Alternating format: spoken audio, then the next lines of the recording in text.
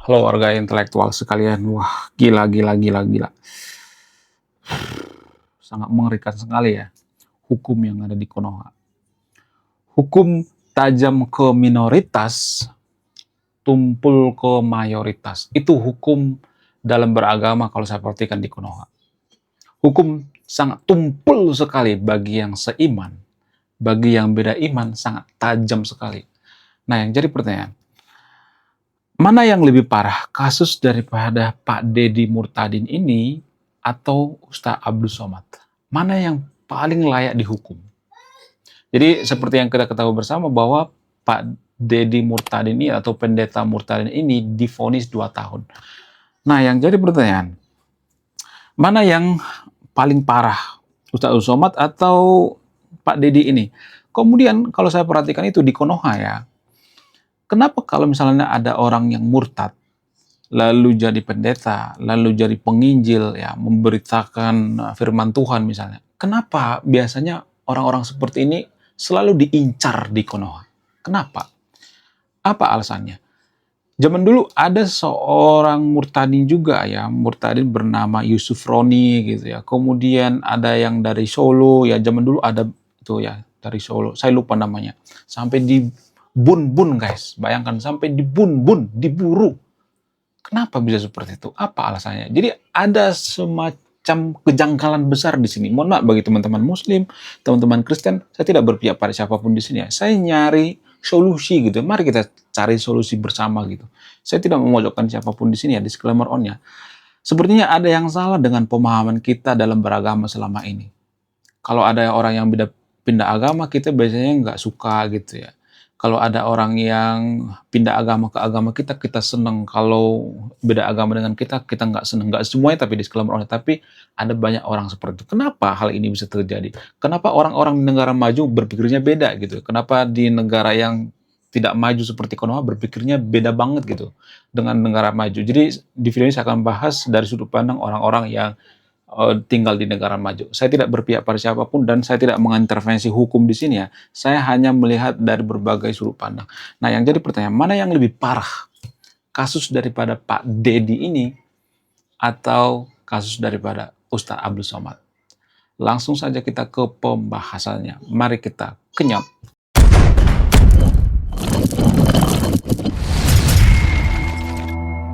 Menurut keyakinan saya, kasus yang lebih parah itu adalah kasus daripada Ustadz Abdul Somad. Kenapa saya mengatakan seperti itu? Kenapa kasus daripada Ustadz Abdul Somad ini parah banget? Apa alasannya? Jadi gini, ketika Ustadz Abdul Somad mengatakan di salib itu ada jin kafir, dia bahkan tidak minta maaf. Arogan itu namanya. Sementara Pak Deddy Murtadin ini minta maaf loh. Dia minta maaf di depan publik. Ustadz Abdul Somad nggak minta maaf. Kemudian ya ketika Ustadz Abdul Somad mengatakan di salib itu ada jin kafir, apakah itu bisa dibuktikan secara ilmiah? Apakah jin itu bisa dibuktikan secara ilmiah? Coba tulis di kolom komentar. Menurut keyakinan saya, jin itu tidak bisa dibuktikan secara ilmiah. Tapi kalau dari sudut pandang keyakinan, ya itu boleh-boleh aja dipercaya. Tapi itu sebatas keyakinan, bukan data ilmiah. Harus bisa dibedain ya. Ini susah ya saya jelaskan ya sama warga Konoha. Kalau Ustaz Abdul Somad mengatakan di salib itu adalah jin kafir, dia mengatakan di depan publik, di depan umum, bukan berdua. Kalau dia berdua ngomong seperti itu, ngumpet misalnya nih ya, di kamar ngomong berdua, ngobrol, nggak jadi masalah. Tapi kan di depan umum, di rumah ibadah. Dia harus bisa membuktikan bahwa di salib itu ada jin kafir. Apakah dia bisa membuktikan secara ilmiah? Nggak bisa. Itu artinya pembohongan. Dia berbohong secara tidak langsung. Tapi kalau misalnya mengatakan, oh itu kan keyakinan. Nah, kalau sebatas keyakinan, kenapa dia ngomongnya di ruang publik? Iya kan? Itu yang jadi permasalahan. Ya kalau dia ngomongnya di depan publik, ya harus bisa dibuktikan secara ilmiah dong. Kemudian kalau dia ngomong tentang keyakinan, kenapa dia ngomongin keyakinan orang lain di rumah ibadahnya? Misalnya, ya ada orang Kristen misalnya, ngomongin bahwa di agama lain itu ada jin misalnya. Emang kalian terima gitu? Enggak kan? Mohon maaf bagi teman-teman Muslim ya. Misalnya nih orang Kristen nih di gereja nih pendetanya yang ngomongin agama lain gitu. Apakah kalian terima? Enggak kan? Nah, kenapa Ustaz Abdul Somad ini ngomongin agama lain? Itu kan yang jadi permasalahan. Kalau dia ngomong masalah agamanya di rumah ibadah, nggak jadi masalah, iya kan? Jadi ini yang susah saya jelaskan ya. Boleh kita ngomong di depan publik ya tentang agama lain, asal bisa dibuktikan secara ilmiah. Permasalahan kan dia nggak bisa membuktikan secara ilmiah bahwa di salib itu ada jin kafir. Nah, kemudian yang selanjutnya yang lebih berbahaya itu, ya Ustaz Abdul Somad mengatakan seperti itu, anak-anak pasti percaya. Dan pada faktanya, ketika Ustaz Abdul Somad mengatakan bahwa di salib itu ada jin kafir, menurut keyakinan Pak Islah Barawi mengatakan di Jawa Tengah ada salib yang dipotong. Siapa yang motong? Anak-anak SMP. Itu jauh lebih berdampak, itu jauh lebih berbahaya daripada kasus Pak Deddy Saputra ini atau Deddy Murtadin ini. Jadi kalau ngomongin mana yang lebih berbahaya, itu lebih berbahaya kasus daripada Ustaz Abdul Somad. Tapi kenapa Ustaz Abdul Somad ini tidak diproses? Apa alasannya? Alasannya itu ya menurut keyakinan saya karena seiman gitu. Ya. Kemudian karena seagama gitu ya. Jadi makanya di Konoha itu kalau saya perhatikan hukum itu tumpul ke seiman ya dan tajam ke yang beda iman. Ini sangat berbahaya sekali guys. Ya, kita tidak akan bisa jadi negara maju kalau kayak gini terus, nggak bisa. Makanya ya orang-orang di negara maju itu mereka bikin aturan. Apa itu aturannya? Sekularisme. Nah, sementara warga Konoha itu kan sangat benci banget dengan yang namanya sekularisme. Kalau Konoha itu sekular murni, tidak akan ada kasus seperti ini. Nggak ada kasus seperti ini. Ustaz Abdul Somad mengatakan bahwa di salib itu jin kafir. Nggak ada. Nggak ada. Artinya apa? Artinya kalau kita jadi negara sekuler, lu boleh beribadah di rumah ibadah, tapi lu jangan ngomongin agama lain di rumah ibadah. Itu arti sekularisme. Jadi kita itu sangat membenci yang namanya sekularisme, padahal kita butuh. Nah ini ada semacam keanehan ya cara berpikir warga Konoha. Kita itu kan sering mengutuk bahwa kalau ada pemuka agama ngomongin agama lain di rumah ibadah, tapi kita tidak bikin semacam sistem gitu ya. Jadi kita harus fokus pada sistem gitu. Sistem di negara maju itu nggak boleh ngomongin agama lain di rumah ibadahnya. Makanya mereka jadi sekuler. Ya, cuman kita kan membenci sekularisme kan. Kita menganggap bahwa sekuler itu sama dengan PKI gitu ya. Sekularisme itu jahat, mengecilkan Tuhan. Enggak, sekularisme itu sebenarnya tujuannya baik untuk menghindari hal-hal seperti ini, seperti kasus daripada Pak Deddy Murtadin ini. Ya kalau Pak Deddy Murtadin ini mengerti bahwa negara kita sekuler, dia nggak akan ngomong seperti itu pada saat live TikTok kan. Ya debat-debat TikTok nggak ada tuh debat agama, kecuali dia seorang kaum intelektual misalnya, boleh gitu ya. Atau cendekiawan misalnya, ya dia debat ilmiah misalnya, ya debat secara antropologi misalnya, boleh-boleh aja gitu ya. Debat lintas agama boleh-boleh aja, tapi ada datanya gitu, ada sumbernya gitu ya, ada sumber yang ilmiah gitu. Boleh-boleh aja, tapi kalau pemuka agama ngomongin agama lain di ruang publik nggak boleh sebenarnya. Itu yang dilarang oleh orang-orang negara maju, sehingga mereka jadi negara maju. Kalau hal seperti ini tidak dibikin semacam sistem ya, sistem sekularisme, ya kita tidak akan jadi negara maju. Ya ribut terus gitu ya. Ya ini terus yang diurusin gitu ya, antar umat beragama ada gesekan-gesekan gitu ya.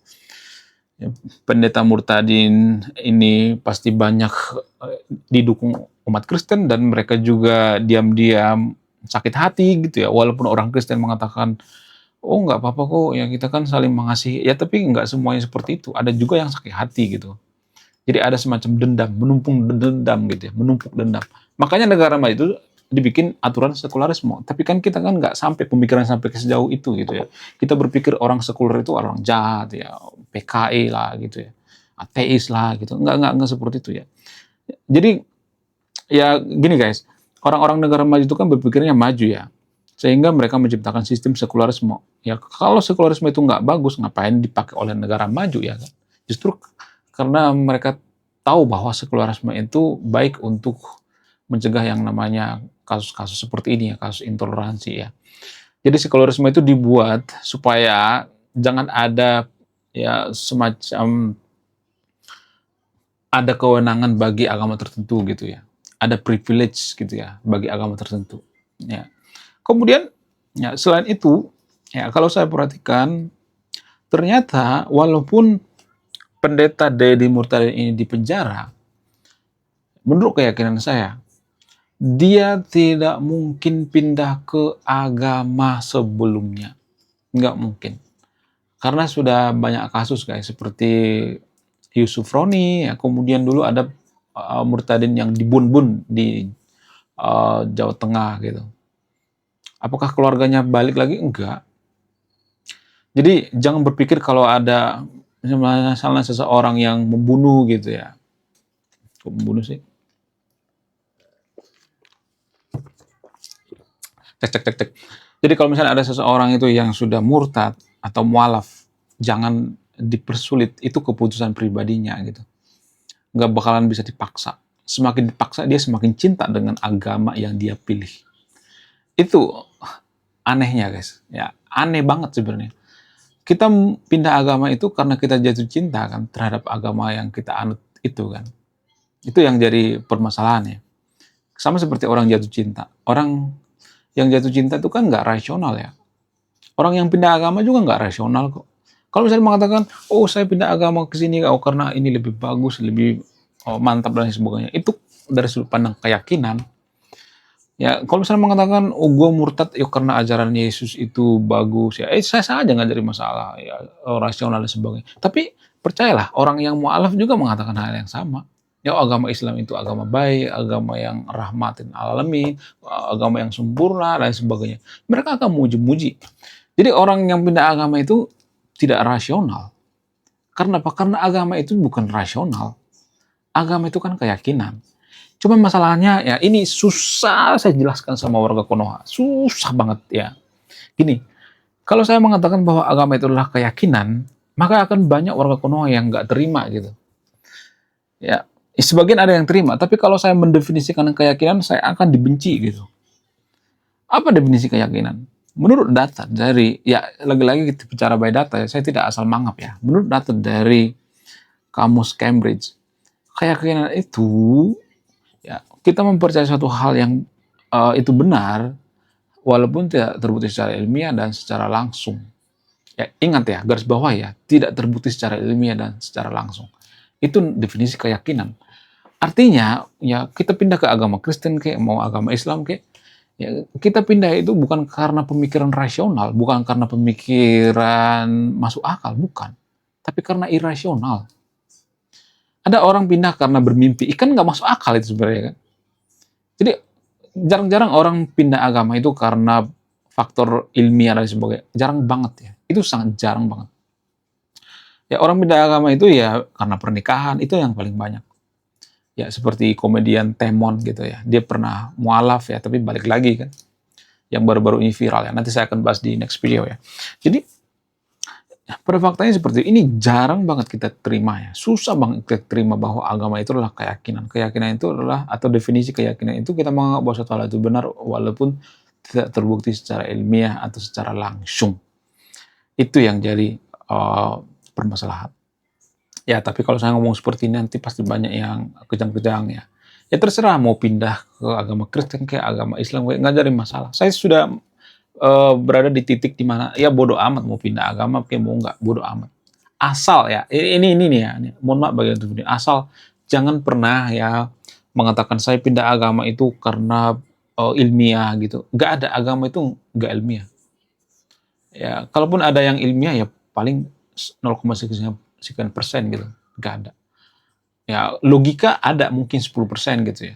Surga neraka itu logika guys ya. Itu masuk akal gitu ya.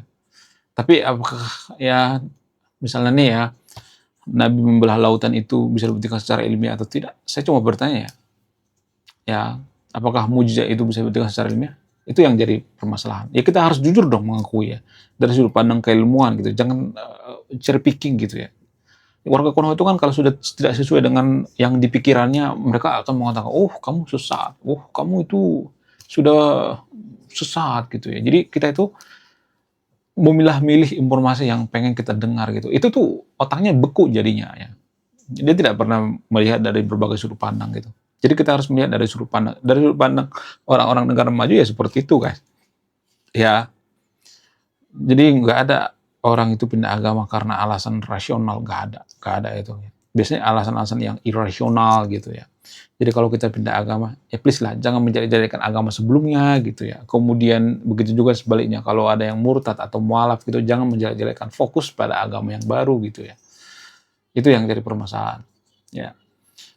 Cuman ya ini susah menurut saya pribadi karena di Konoha itu ada agama yang bahas agama sebelumnya gitu. Di kitab sucinya juga ada agama sebelumnya. Ini yang jadi persoalan gitu ya. Itu yang jadi permasalahan.